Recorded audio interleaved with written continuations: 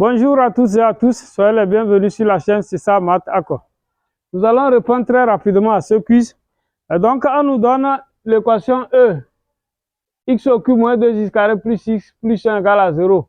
Et on nous dit une valeur approchée à 10% moins 1 près de l'unique solution dans l'intervalle moins 1 à 0 de cette équation est. Alors, est-ce que c'est moins 0,8, est-ce que c'est moins 0,4, moins 1 ou bien 0? Donc, c'est ce que nous allons essayer de voir, ok? Voilà. Et donc, comment répondre efficacement à cette question? Pour répondre efficacement à cette question, déjà, quand on parle de l'unique solution dans l'intervalle moins 1 à 0, ça veut dire que si on prend la fonction qui a x, on associe x au cube moins 2x carré plus x plus 1, cette fonction-là sera monotone sur l'intervalle fermé moins 1 à 0. Donc, puisque c'est un polynôme, elle est continue déjà. Et donc, il faut voir, est-ce que si elle est continue strictement monotone, voilà, là, on aura une unique solution dans cet intervalle. Donc, nous allons rapidement étudier les variations de cette fonction. Voilà. Donc, pour des questions comme ça, il faut faire le travail. Vous devez, ce que vous avez à faire, vous le faites et vous allez maintenant comparer avec les réponses proposées. D'accord? Bien. Alors, donc, soit par exemple, f de x égale x au cube moins 2x carré plus x plus 1. Voilà. F est une fonction polynôme et les fonctions polynômes sont continues partout dans R. OK? Et donc, rapidement, je passe à la dérivée. Voilà. On a f' de x, ça fait dérivée de x au cube, ça fait 3x carré. Voilà. Moins 2 fois dérivée de x carré, ça fait 2x. Donc, moins 4x.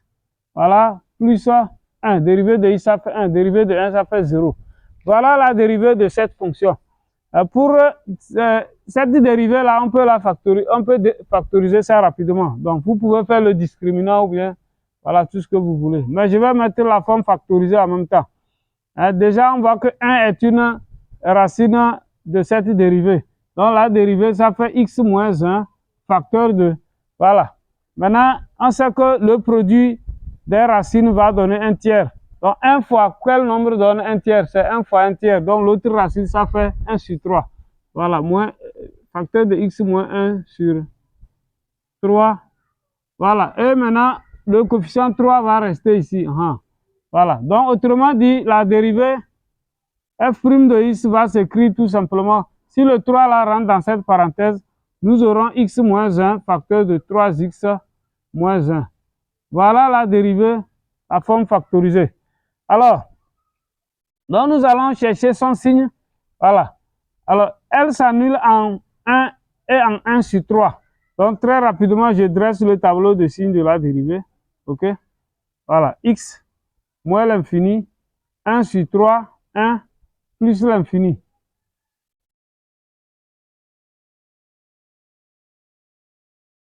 Voilà. F' de x. Alors, donc, comme c'est un polynôme de degré 2, entre les deux racines, c'est le signe contraire du coefficient de x carré. Donc, on a moins ici, plus. Vous voyez? Alors, vous voyez que sur l'intervalle moins l'infini à 1 sur 3, la fonction f est strictement croissante. Et cet intervalle contient l'intervalle moins 1 à 0. Est-ce que vous voyez?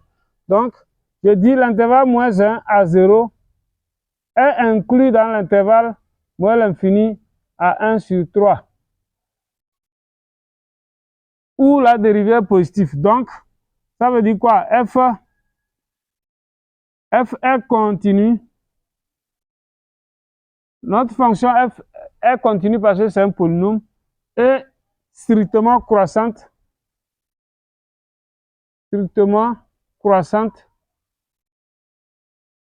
Sur l'intervalle moins 1 à 0. D'accord? Voilà. Maintenant, c'est ici que nous allons voir. Elle est continue strictement croissante sur l'intervalle moins 1 à 0. Mais, est-ce que la solution, voilà, on va calculer l'image des bornes. Donc, si f de moins 1 et f de 0 sont de signes contraires, ça veut dire que l'équation f de x égale à 0. Hein? Vous voyez que l'équation f de x égale à 0 équivaut à l'équation E. D'accord? Voilà, l'équation E est équivalente à l'équation f de x égale à 0. Voilà, donc, nous allons calculer les images. Donc, f de moins 1, ça fait quoi? Donc, si f de moins 1 et f de 0 sont de signes contraires, alors on a une unique solution qui est dans l'intervalle. OK? Voilà. F de moins 1, ça fait, nous allons calculer ça. Ici, ça fait 0. Alors, moins 1, donc f de moins 1, ça fait moins 3. Et f de 0, ça fait 1. Hein? 0, 0, 0, il reste 1. Donc, vous voyez, f de 0 et f de 1 sont de signes contraires. F de moins 1 inférieur à 0 inférieur à f de 0. Donc, d'après le théorème des valeurs intermédiaires, l'équation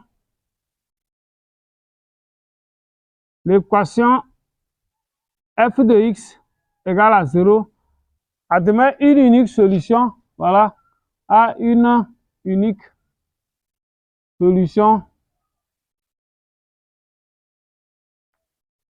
dans l'intervalle appartenant à l'intervalle moins 1 à 0.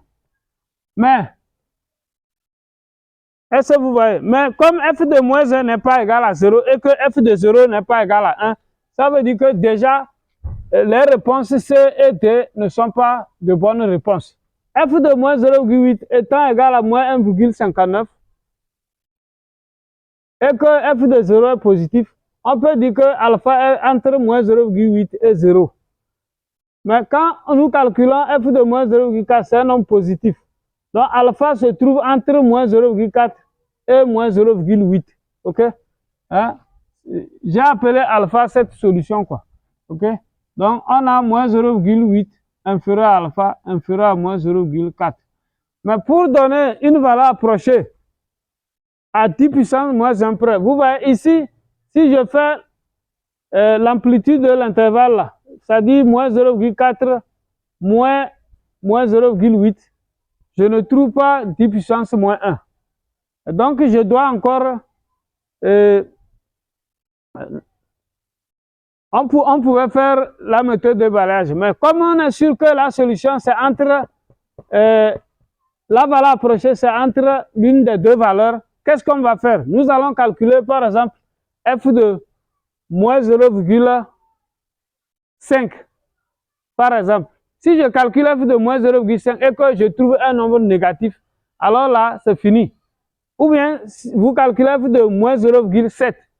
Voilà. Si f de moins 0,7 vous donne un nombre positif, là, vous êtes sûr que alpha, la valeur approchée, ce sera moins 0,8. Est-ce que vous voyez?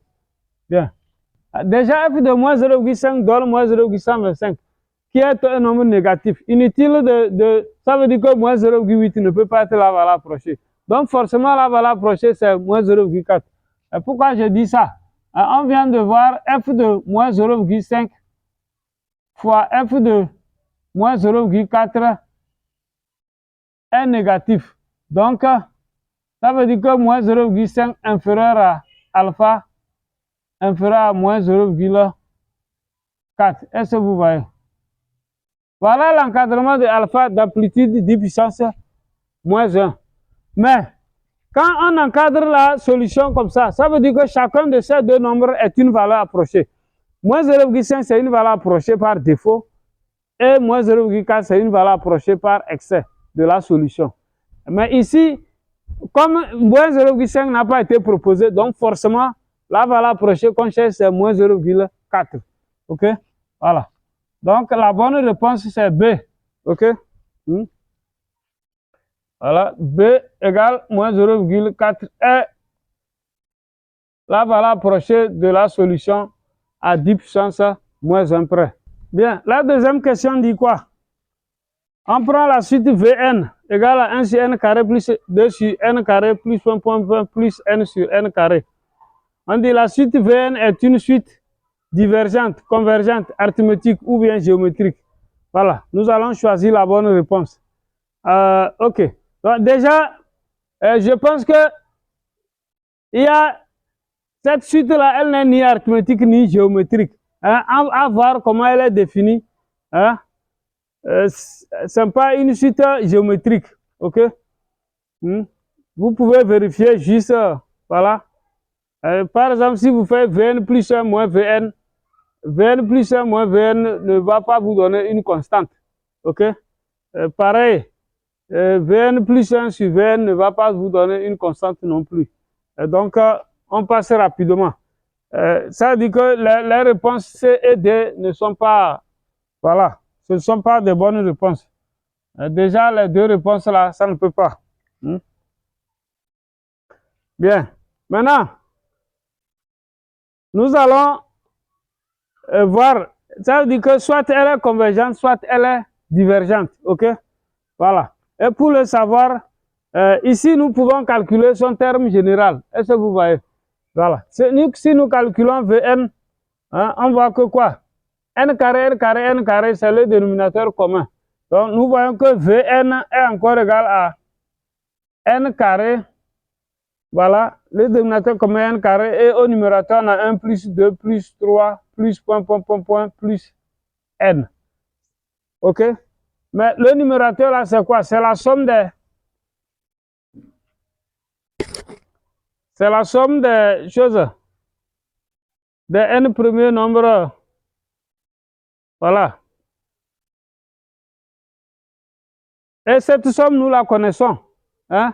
La somme 1 plus 2 plus 3 plus N. C'est bon. Déjà, 1 plus 2 plus 3 plus N. C'est une... Les termes là suivent une progression arithmétique de raison 1. OK? Voilà. Et donc, la somme, rapidement, vous connaissez cette somme. Cette somme, ça fait n facteur de n plus 1 sur 2. Voilà, le tout sur n carré maintenant. Est-ce que vous voyez? Donc, si nous arrangeons l'écriture, voilà, ça va nous donner Vn sera égal à n facteur de n plus 1 sur 2n carré. Et nous allons simplifier, ce qui donne n plus 1 sur 2n. Voilà. Voilà l'expression du terme général de cette suite. OK? Vous voyez? Déjà, le terme général, c'est ce que je disais. L'expression de Vn en fonction de L, ça ne ressemble pas au terme général d'une suite arithmétique ou bien d'une suite géométrique. Bien, maintenant, avec ça, si on calcule la limite, vous voyez que la limite de Vn, lorsque n tend vers plus l'infini, ça donne demi. Hein? C'est comme si vous faites aussi la limite des fonctions rationnelles là. X plus 1 sur 2x, la limite à l'infini, on prend comme les monomes de plus haut degré. Donc ça fait demi. C'est pareil aussi pour les suites définies ainsi. La limite de Vn donne demi. Ça veut dire que c'est une suite convergente. OK? Voilà. Donc la bonne réponse, c'est quoi? C'est B. Hein? B. C'est une suite convergente. Voilà la bonne réponse. On nous dit de déterminer f de 1 plus f' de 1. F de 1 plus f' de 1 est égal à quoi? Et les réponses ont été proposées. D'accord? Alors, pour trouver f de 1 plus f' de 1, qu'est-ce qu'on va faire? Alors, déjà, pour trouver f de 1, il faut observer, c'est très important. Vous voyez que si nous remplaçons x par 1, on voit que quoi? On aura f de 2 fois 1. Donc, en remplaçant x par 1, on aura f de 2 fois 1 moins racine de 1 égale 1 au cube moins 3 fois 1 plus 1. C'est-à-dire quoi? Et vous voyez dans la parenthèse 2 moins racine de 1. Racine de 1, ça fait 1. 2 moins 1, ça fait 1. Donc, on voit que quoi? Ça veut dire que f de 1 égale 1 au cube, ça fait 1. 1 moins 3 plus 1. 2 moins 3, ça fait moins 1. D'accord? Voilà. Nous trouvons f de 1 égale à moins 1.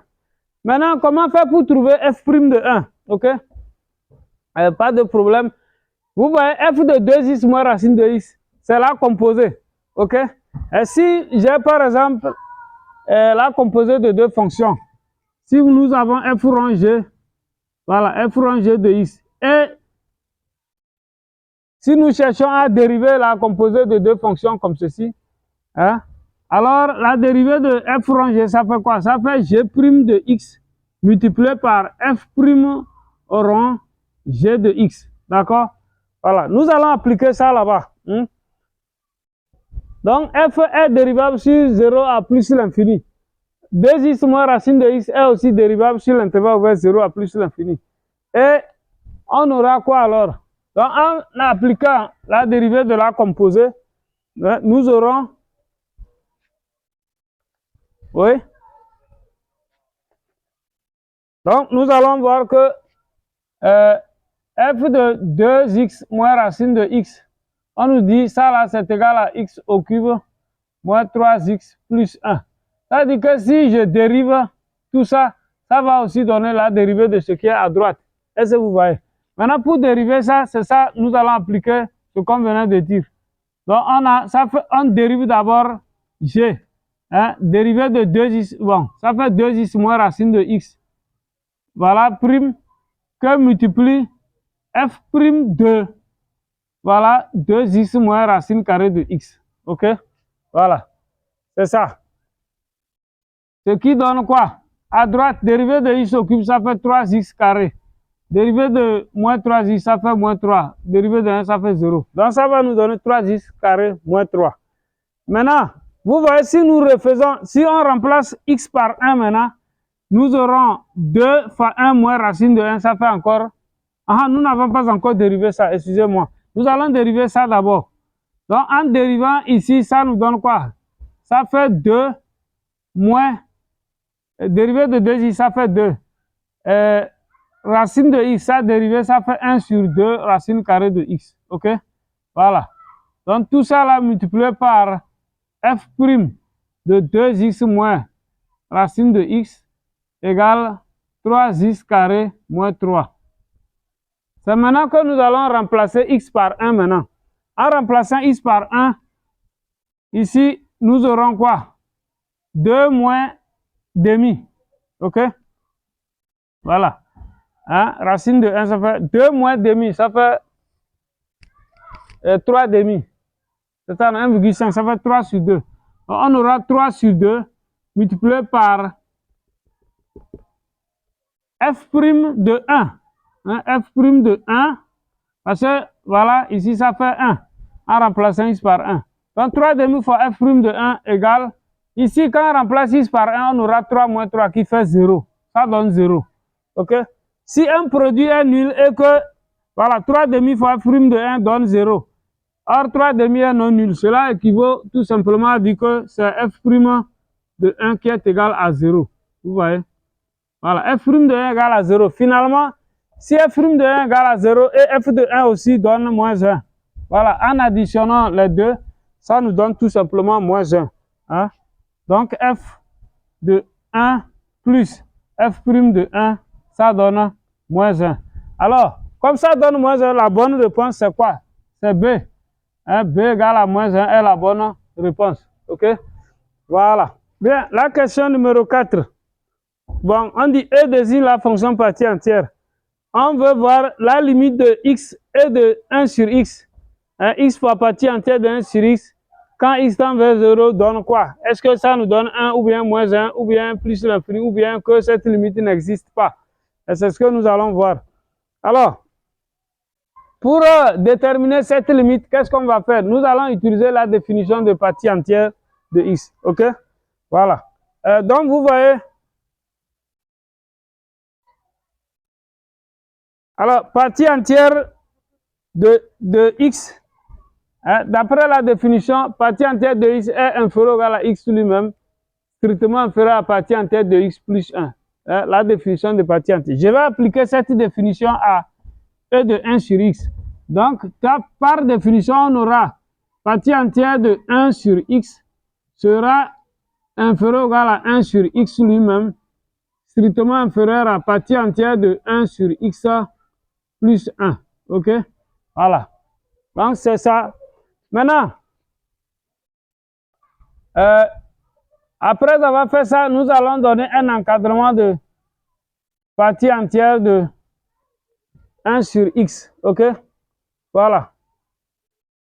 Déjà, si je prends ce côté, vous voyez, j'ai déjà partie entière de 1 sur x est inférieur ou égal à 1 sur x. Je garde ça. OK? Maintenant, quand je vais prendre de ce côté-là, si je ramène 1 par ici, j'aurai quoi? J'aurai 1 sur x moins 1 inférieur à partie entière de 1 sur x. Voilà, donc j'ai une deuxième inégalité. Donc les inégalités 1 et 2 prouvent que partie entière de 1 sur x. Voilà, donc je dis 1 et 2. 1 et 2 entraînent que quoi? Entraînent que 1 sur x moins 1 est inférieur à partie entière de 1 sur x. Voilà, inférieur ou égal à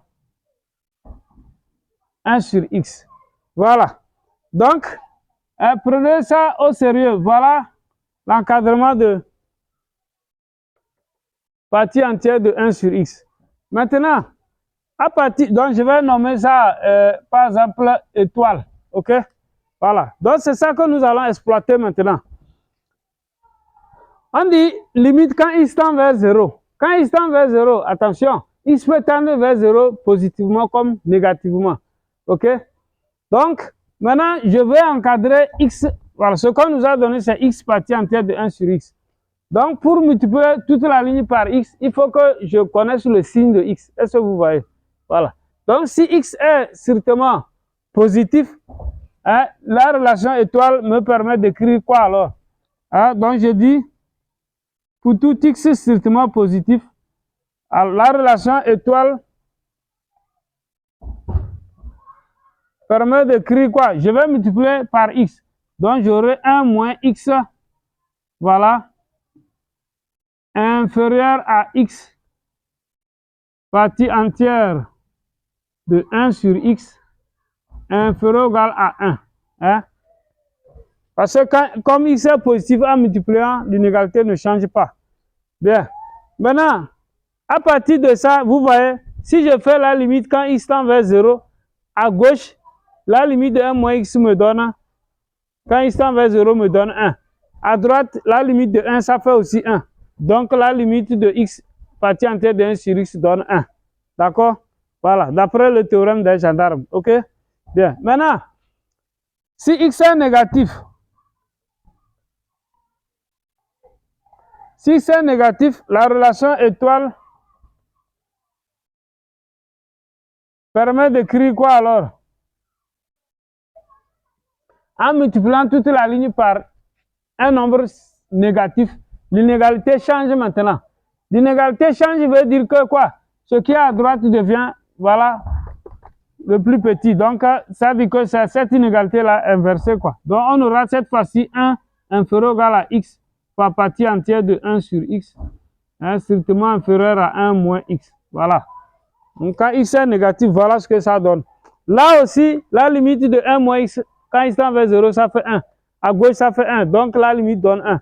Donc, que x soit finalement, que ça soit par la gauche ou bien, que ça soit par valeur inférieure ou bien par valeur supérieure, la limite donne 1. OK? Donc, la bonne réponse, c'est quoi? La bonne réponse, c'est B, A égale à 1 est la bonne réponse. Chers amis, notre vidéo prend fin ici. J'espère que vous l'avez aimé. Si c'est le cas, likez. Voilà. Hein, et si vous n'êtes pas encore abonné, n'oubliez pas de vous abonner. À bientôt pour une nouvelle vidéo.